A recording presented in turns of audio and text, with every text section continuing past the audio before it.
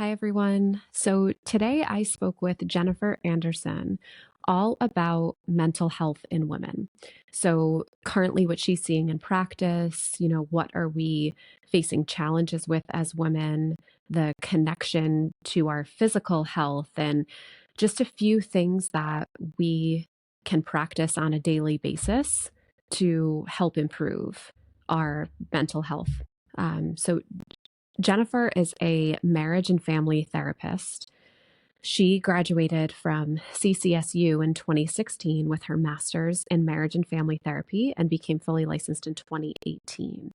She started her career at Kingberg Family Centers, working with children and their families in the city of New Britain, and was the first school based therapist pioneering the school based services that Kingberg now provides.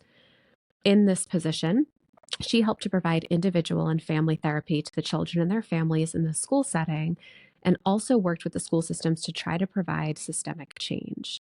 She supervised the program for a few years, and then she pursued her own private practice, seeing individuals and families starting in 2020.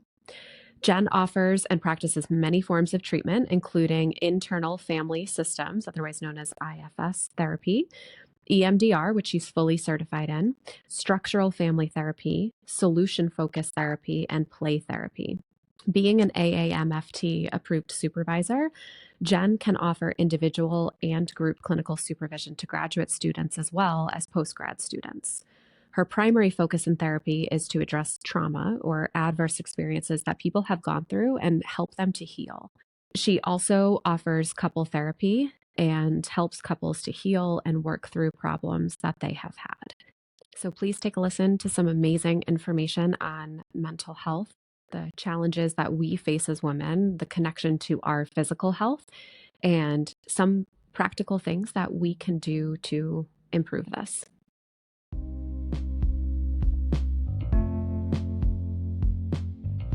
Welcome to the Lifestyle PA podcast, where we talk about all things women's health and lifestyle to help you become the healthiest and happiest version of yourself. All right, Jen. So thanks so much for joining us today.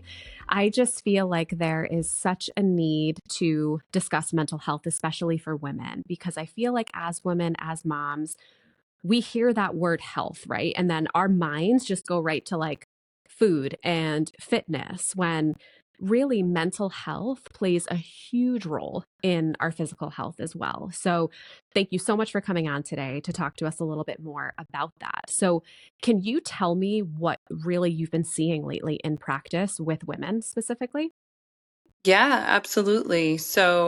I have been seeing women struggling with anxiety, struggling with depression, struggling with hormonal issues, especially PPMD are diagnoses that I see often. Premenopausal women going through that phase of life where things start shifting and they start to notice their mood change. They notice changes in their body, physical changes, and a lot of doctors don't always know how to address these things and there's not a lot of places for women to talk about it. I also see a lot of women struggling in relationships that are toxic, the lack of a support system, postpartum issues, and motherhood, the mental load of being a mom. So there's a lot of different things that women face through the ages of, I'd say, like early 30s to 40s. And I see some women who are older than that and some that are younger than that. And that's a really good point too you brought up because with similar to like lack of nutrition education, like in medical school, it's really the medical model, right? There's not a heavy component on mental health or psychology of it all. So, to your point, I think that's probably a good reason why I'm guessing some of these women are coming to you when they're like later in the stages, like when it's gotten to a point when it's more severe than it should be. Um, and I think probably part of it is the stigma or our culture, right? Like many of us grew up in families where it's like, depression isn't a thing. Like, think your way out of it, act your way out of it. And now we know more, right? And I feel like we're headed in the right direction to bring more awareness to that. But I feel like that is such a huge barrier because we think too, yep, okay, so let me go see my primary care physician, or my provider. Um, and I'm hoping that they have a good network of resources that they can refer to. But I think to your point, like making it more accessible as well Hmm. would be Yeah. helpful. Yeah. Yeah, And absolutely. and then as far as how you mentioned like different stages and phases of life, like different seasons of life for women, right? Like you had mentioned a lot of postpartum. Like there is there I don't think there's one woman that I know who didn't struggle to a degree postpartum and like who could have Hmm. used the support. Um Yeah. yeah. So what are some common things let's talk about moms for a second. Like Mm, what are some things that moms are coming to you with and looking for help with? yeah. So the postpartum period, I would say, recovery from birth trauma and or just dealing with the adjustments of having a baby, and how they're balancing that with their partner, how they're balancing life in general, trying to find themselves after giving birth. And it's a huge life shift, right? I mean, it changes your whole world. I know it did for me both times. Each pregnancy and each birth are so unique and different. One experience that you can have with one can be totally different than the other. Then you have, the later phases of parenthood and momhood, and dealing with the toddler phase to the early childhood phase and the difficulties with that, trying to learn how to set boundaries with their kids, trying to be a better mom. I've had a lot of moms come to me just in complete despair because they feel like they're parenting the same way that their parents parented them, and they really want to do it differently. They don't want to parent from a place of anger or anxiety. They want to parent from a place of being self-led and being confident in their parenting skills. And so I work with a lot of moms on that. And then I have some moms that are dealing with more of the teenage phase of parenthood and the challenges around that, and trying to navigate their relationship with their child now that they're a teenager or young adult, and how to let go of certain things and expectations that they may or may not have had, and that's a challenge for them as well.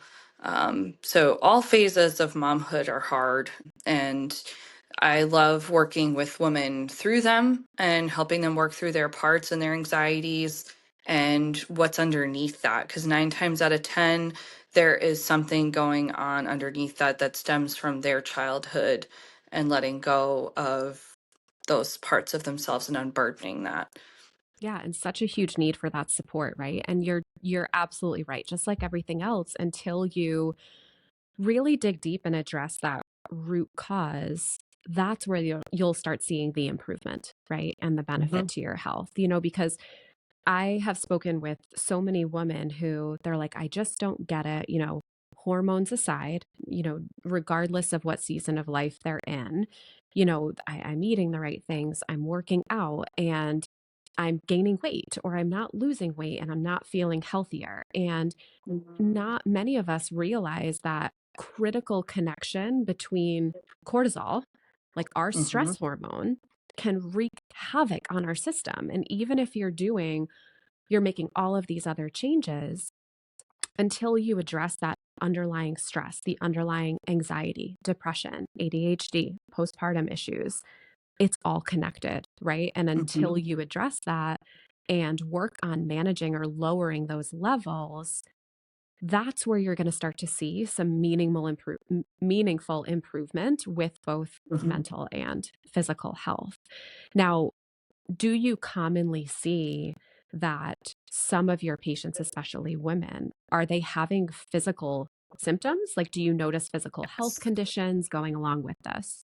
Yes, I absolutely do. A lot of women complain of either chronic headaches, weight gain, some as extreme as cancer. I've seen just stomach issues in general, IBS, and the body keeps score. right? I mean, the body knows when it's experiencing something adverse. And when that happens, your brain goes into what's called the fight or flight system. And that is like the back of your brain, right? This brainstem part here. And when you go into fight or flight, your body responds to that. So it's like seeing a bear in the room. It's the part of our brain that's been around the longest, because when we were apes and Neanderthal, we had to fight or flight to survive, right? Like we had to do those things, but we don't have to do those things anymore. Um, but when we experience something adverse or traumatic, that part of our brain still exists to help protect us. And so the heart rate starts to kick up. You start to sweat. You have these physical responses. And when trauma happens chronically through a long period of time, the body starts to take that on in different ways through the lifespan if the trauma is not addressed. And so, I practice EMDR, which is eye movement desensitization and reprocessing. And essentially, what that does is it helps move memories from the brainstem to the frontal lobe, because your frontal lobe is where you do all of your rational thinking and processing. And so I tell my clients, you've got to get to that place where you can reprocess this. And when you reprocess it and make sense of it, your body's not going to hold on to it, your brain's not going to hold on to it, and there's that release. And EMDR uses bilateral stimulation to do that, so anything back and forth from right to left. So traditionally it's a hand motion, but you can use theratappers, you can do tapping. So yeah, it's powerful and it's impactful. So, and also rhythmic and repetitive movement is something that's also incredibly impactful to the brain and healing traumas and adverse experiences and how your body hangs on to this, right? So you see the manifestation and illness or just chronic disease over time, and it can really manifest to a point where it's unhealthy. And it again all stems from that trauma. So really addressing that and where that comes from and what's underneath is really important for Def- women. Definitely. The brain is powerful. And you're right with that fight or flight response. What was supposed to be kind of a transient or short lived reaction of your adrenaline going and your heart rate going up and your blood pressure skyrocketing isn't just a short lived moment anymore. Like, if that's happening repeatedly throughout the day and it's becoming an issue for weeks and then turns into a chronic issue for years, you can only imagine the inflammatory response that's going on internally, right? And then Right. how it's affecting all of our organ systems. The EMDR is fascinating. So, can you speak a little bit more about that? Like, is that something that you would need to see a trained therapist for? Like, is that something that is it a daily practice type of thing where you can, and how often and how long would you have to do this type of therapy? I know everyone is different, but before you start Mhm. seeing some sort of improvement.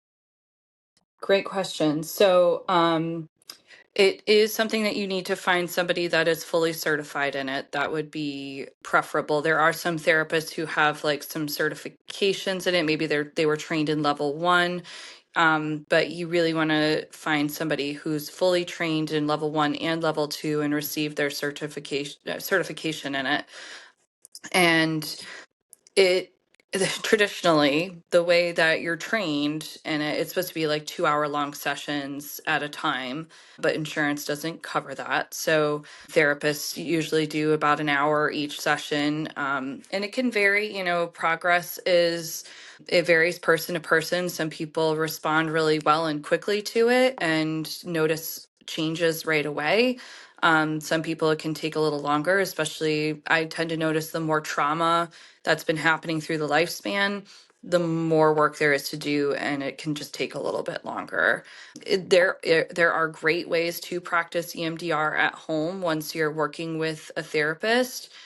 I love to teach my clients how to do bilateral stimulation at home and how to utilize their safe space. That's the one thing that I do first when I am working with a client with doing EMDR. I establish a safe space, and that's how I help clients to regulate at the end of a session, because of that 2 hour issue where we're not able to finish the whole session. A lot of times I have to leave clients off in a place where they're really triggered. And so to regulate their system, I utilize a safe, calm space for them to regulate themselves. And they can use that at home if they're feeling really overstimulated or overwhelmed. And it's really easy to use EMDR. You can just tap back and forth, butterfly taps. There's apps now that you can download. I don't know the names of them, unfortunately, but I know they're out there. I've had clients tell me about them, and you can go on YouTube and find bilateral stimulation where it's just like a little ball that goes across the screen, and you can follow that with your eyes. And this is really beneficial for like anxiety, or which conditions would you say benefit most from EMDR? Great question. So, EMDR was born out of treating trauma. It was used for treating people who with significant trauma symptoms, people who have come out of war, people who were sexually assaulted.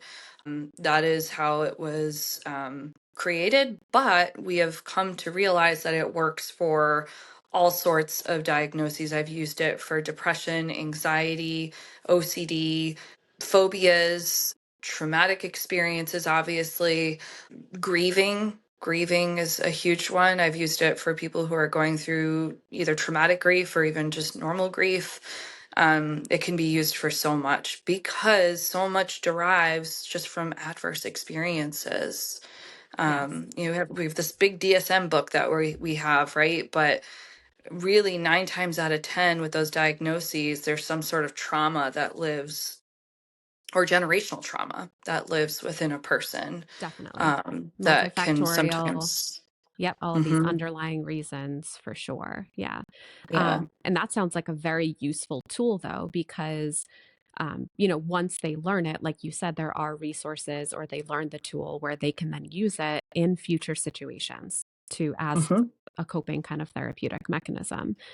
Um, so let's talk a little bit about self care for women, because Yeah. again, the overwhelming majority of women, especially moms of young kids, Mhm.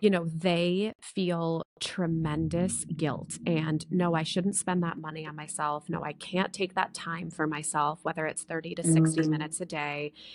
And it's hard to understand, even though we hear like you have to fill your cup before you can kind of pour into others, right? Mhm. Um, but still the amount of guilt that women feel. So, can we talk a little bit about maybe what you're recommending to your patients, especially who are feeling like some anxiety and low mood, but have that guilt as kind of a barrier? Like, what have you seen as far as maybe some practical ways to start implementing it on a daily or weekly basis? And then Mhm. how you've seen it positively affect other things in their life. Yeah, absolutely. I always strongly encourage starting a mindfulness practice, with regards to self-care, and it can be small, can be super small. Downloading an app that has some meditations on it, whether that's the Balance app or Headspace, or even just using YouTube and I try to do some mindfulness here so they can kind of get the idea of what it's like and get the feel for it, and then they can kind of do it on their own. But even to just start small on your own, to just take 2 minutes to just do some deep breaths and just focus on your breath and let go of everything else around you just for a moment, just to pause, and then building off of that slowly and really trying to make the even just the 5 minutes for yourself, whether it's first thing in the morning or in the shower, just taking a mindful shower and just noticing the water hitting your skin, noticing how it feels, and just letting go of all of the intrusive thoughts that can come in, and just hitting the pause button on them just for a moment. Journaling is also something I strongly encourage. A lot of women struggle with it because they're like, I'm just going to write a book about myself. I'm like, well, that's okay. And, if that's what happens, that's what happens. But even if you just jot down the emotion that you're feeling right in that moment about something. So, like, say you have a big trigger around a person or event, whatever it is, write it down. Just, it can be short. Just, I'm angry. I'm anxious. I'm sad. And then you can kind of think about those emotions a little bit, why they're coming up, reflect on it, write it down, especially before bed, to just separate those emotions from yourself and really just unblend from those emotions. Because sometimes emotions, when they're in the moment, they just feel so big. Love that. And it's something, honestly, like as a mom, that I struggle with being reactive. And I know, especially a lot Hmm. of like 30s, 40s, that perimenopausal period, we become way more irritable, because of that Hmm. hormonal shift and just so many things going on. But I struggle with that, like especially with getting the kids out of the house in the morning. And it's like, as much as you wake up, right? And you never intend to be snappy or reactive. In fact, even if you wake up and you're like, it's going to be a great morning, and you kind of like go over those affirmations and say three things that you're Yep. grateful for, and you're like, this is going to be a different morning, we're going to do X, Y, and Z. Yet somehow at two Then they minutes throw the before we need Cheerios to be crust over. leaving, yeah, something happens, right? And it's Yep. just it's just motherhood, right? Like, it's inevitable. Hmm. And I've definitely started doing those. It's like the 4-4-4 breaths, where I take a Hmm. deep breath in through my nose, hold for 4 seconds, and then out through my mouth for four. And I try and do that at least 2 to 3 times a day. But in those Hmm. moments of like reactivity, where I just want to like Hmm. You yell and just see scream at red. them, and I used to like Hmm. pop around the corner of the wall and just do it for myself. And now I've decided, like my kids who are 5 and 7, I let them see how I regulate myself, because I feel like we Hmm. need to start also shaping the future generation and helping them Hmm. learn that, hey, it's okay to feel these big emotions. Like, it's okay Hmm. to feel overwhelmed in the Hmm. moment. But here's what you can do to help that. Pause, Right. breathe, because so many things are just go, go, go. And as moms, we have 30,000 things on our mind. Um, Hmm. and I can honestly tell you, it's something you have to be mindful of, right? And like make a conscious effort towards. But Hmm. those little changes have helped a ton. Like, it has been Hmm. so powerful, right? Do I still yell once in Yeah. a while? Of course, I'm human, Yeah, you're you know, human. exactly. I do too. Um, but it can help. Like, it doesn't, Hmm. my point being too, like, it doesn't necessarily take 30 to 60 minutes a day, Right. um, just to kind of be more mindful and present, like you were saying. Like, just slow down, like, enjoy your coffee, like, focus on those 3 sips, like in the shower, to your point, like, try not to think of your to-do list and like a million things that you could be doing instead. That's when to do your breathing exercises. Think of 3 things you're grateful for that day. And really trying to slow down, I think, is powerful. Um, and I think it's important to realize too, like, self-care looks different for every woman, right? Um, Mm. like, do you have maybe like the top few or top 5 things that, um, as far as like activities or things that women could be doing on a realistic level, time wise, each week, that Mm. maybe would help kind of like shift their mindset, relax a little bit, and just feel okay about doing something for them? Yeah, absolutely. Yoga, I would say, is probably one of the number one things. I feel like it includes that mindful breathing plus that little bit of stretching and just getting connected to the body. And it's easy to do. And there's lots of videos out there on YouTube. Yoga with Adriene is an amazing resource that I recommend to a lot of clients. And her moves are very simple, they're not complicated. She has like 10-minute videos that are just about breathing and being still and just following that. And I'm trying to think of some other ones. And even The just journal. like, and yeah, definitely the journaling, right? But even something as simple Mhm. as like, Going take the for a dog or walk. go by yourself, yeah, for 15 or 20 minutes, Hmm. with or without music. If you enjoy podcasts, great. If you want silence, Great. Some people, like, Mhm. I thrive off of music, like different types of music. Like, just Mhm. do something for you, not what you should be Mhm. doing in the moment, but just kind of let yourself enjoy those 15 to 20 minutes. And, if Yes. you're a numbers scientific person like myself, like there is an overwhelming amount of research to support that taking this self care, right? And Mhm. having it become part of your routine, it it makes you more productive. It's like 70% more productive or something crazy like Mm, that. It makes you happier. It boosts your wild. Yeah. confidence.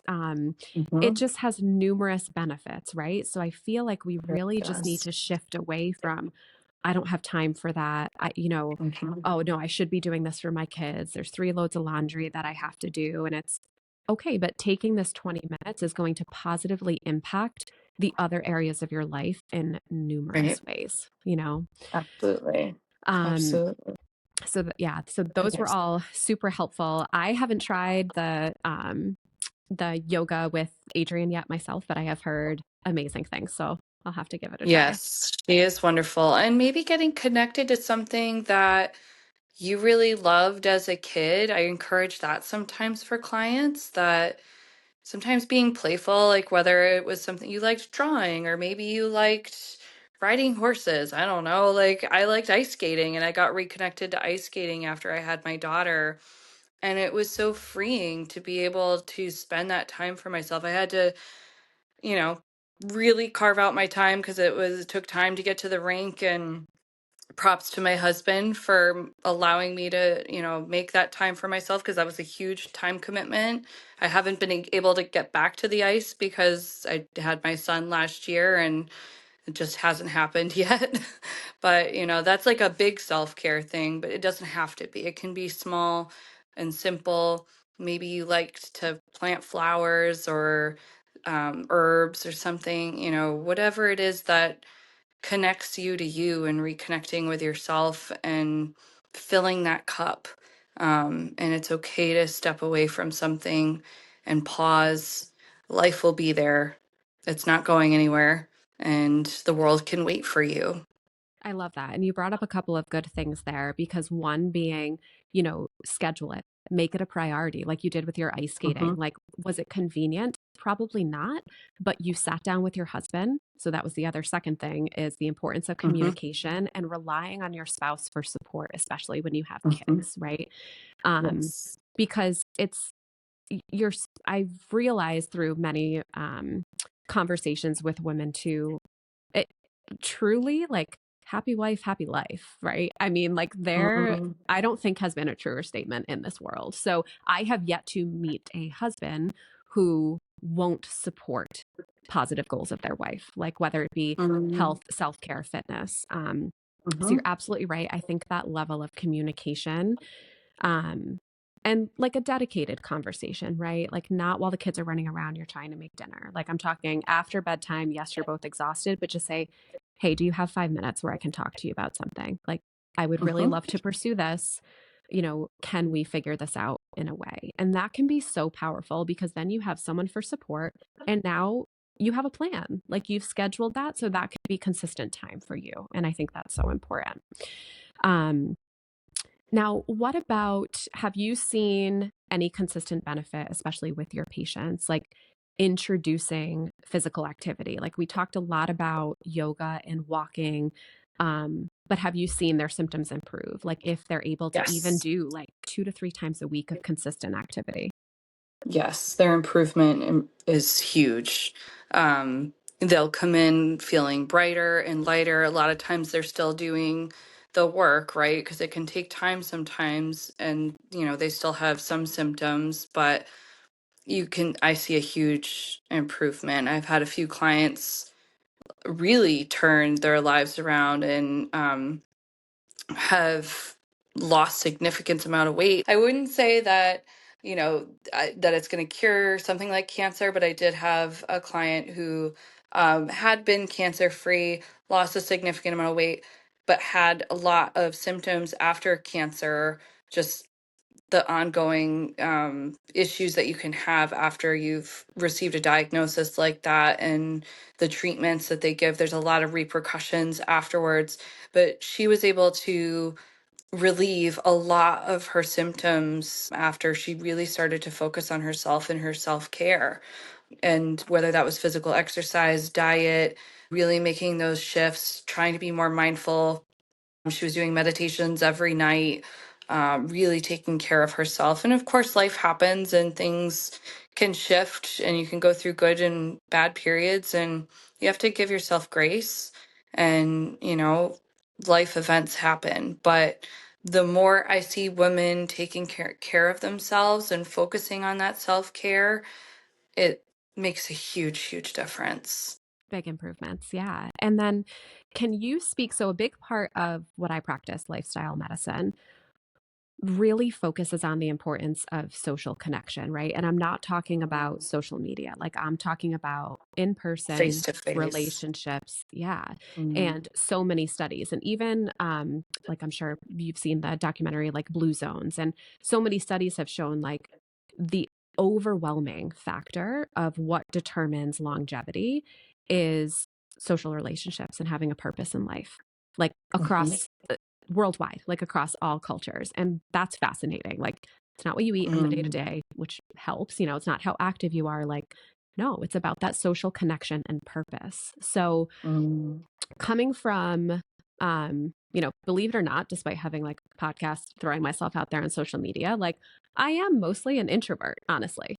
And I'm totally in that mm, season of life where, I my husband, two kids, like on a Friday, Saturday night, like I would hands down just opt to cuddle up with them and watch a movie, or have some alone time during the week instead of, going out. And of course, like when I grab coffee or brunch with someone or get together for a workout class or do XYZ, you always leave there feeling better and more positive, right? Like you're just kind of like mm. lit up, and go on to have a great day. But can you recommend, like, what are some ways that people can kind of boost that social connection, um, and really just kind of see those positive effects from it? Yes, absolutely. We live in what I like to call a social desert, unfortunately. A lot of families lacking the villages that they were supposedly promised, and just people living alone. There's all sorts of situations, and it's really important. I have read a lot of books by Dr. Bruce Perry, and he has done a lot of research on the brain, and specifically brains that have experienced trauma, childhood trauma.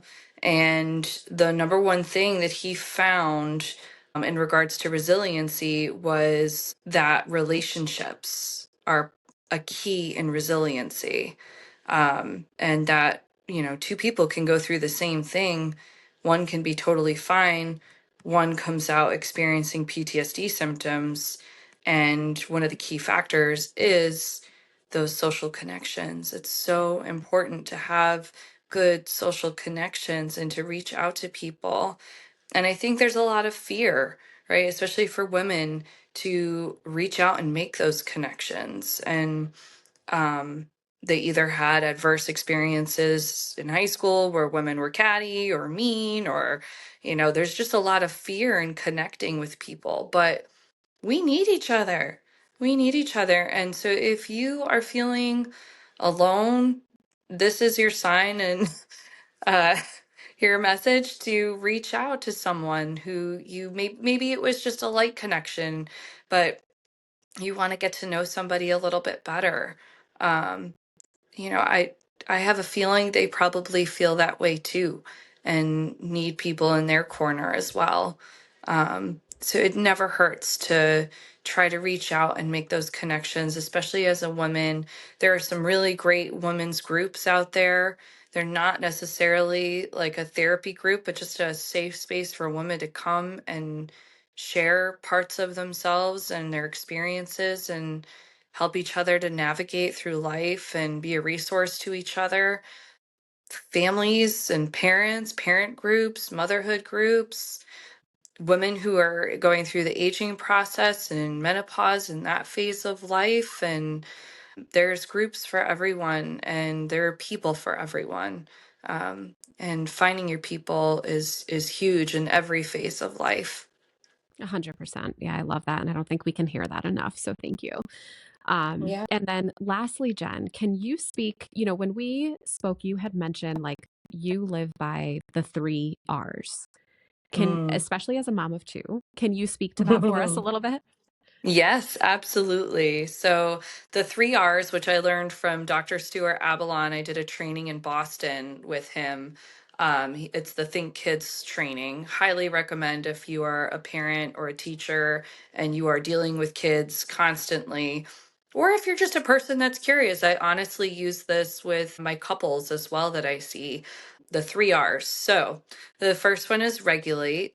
The second is relate, and the third is, or no, regulate, relate, yes, I had it right. Sorry.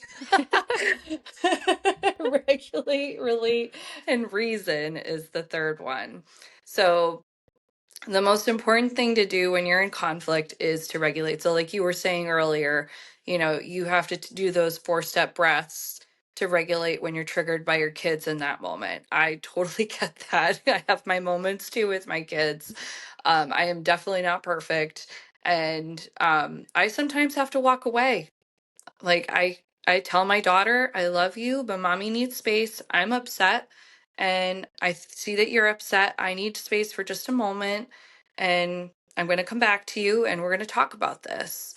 And mama needs to regulate her emotions, and then I'm going to teach you how to regulate yours. And even that in of itself, it's just taking space teaches them that it's okay to take that space and to find ways to regulate, because you have to be regulated before you can try to solve anything, right? Like, again, you're not in that frontal lobe of thinking. You're more in that limbic system or fight or flight response where you're jumping in and you're reactive.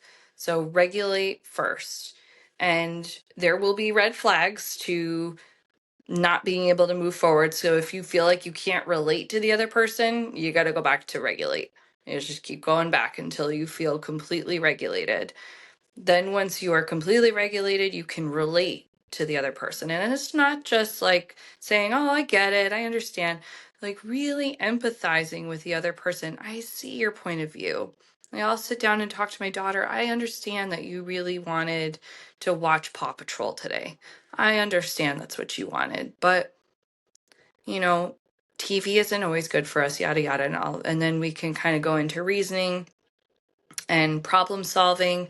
And when you're working with kids, allowing them the opportunity to problem solve and think of their own solutions, right? Because often you'd be surprised, like kids come up with some really good stuff sometimes. Um, and seeing how they solve the problem. And that's the last step, is that reasoning part. Um, Which is so super powerful, right? Like I'm yeah. definitely going to start to integrate this a little bit. Because and you're right. Empathizing is powerful, like a powerful way to regulate, like not Mhm, only for yourself but also for your kid. Like you're regulating two people at once pretty much, right? mhm, And then I love how you said that, almost giving them the opportunity to problem solve. So instead of us just being kind of like the authoritative one and enforcing this discipline, you kind of work with them and say, like, you collaborate with them. Like, oh, mhm, like, what do you think we could do to help solve this problem? So I think that's super helpful advice, because in the moment, especially when we're unregulated, everything just happens so quickly and then it blows up, right? So mhm. pausing and thinking of the three R's is definitely something I'm going to work on. So thank you for that tip. You're welcome. Awesome. Well, this has been amazing. And for the listeners out there, I am definitely going to put Jennifer's contact information in the episode notes. She has a profile on Psychology Today. She has a wonderful practice, has helped many people, adults, kids, couples. So please, please reach out if you're feeling like you just need some support. I say all day, every day, I think we all need a therapist and that support. So, super powerful, and it's just a critical component of our health overall. So, Jen, thank you so, so much for your time today. And I hope Thank you. everyone, I hope everyone has a great rest of the week. Thank you. If you're ready to invest in yourself to become the healthiest and happiest version of you, head over to my website, thelifestylepa.org, to learn more about my 3-month lifestyle program, where I offer a very personalized, whole body approach to optimize your health. In addition to your 1-hour initial consultation, we have 30-minute bi-weekly Zoom visits. You receive my 45-page lifestyle handbook, lab work interpretation, unlimited communication and support through a secure messaging platform, 3 months of meal plans tailored to your needs, and guidance on mastering the 6 pillars of lifelong health: nutrition, movement, sleep, stress management, positive psychology, and social connections. I can't wait to connect with you and help you to truly optimize your health once and for all.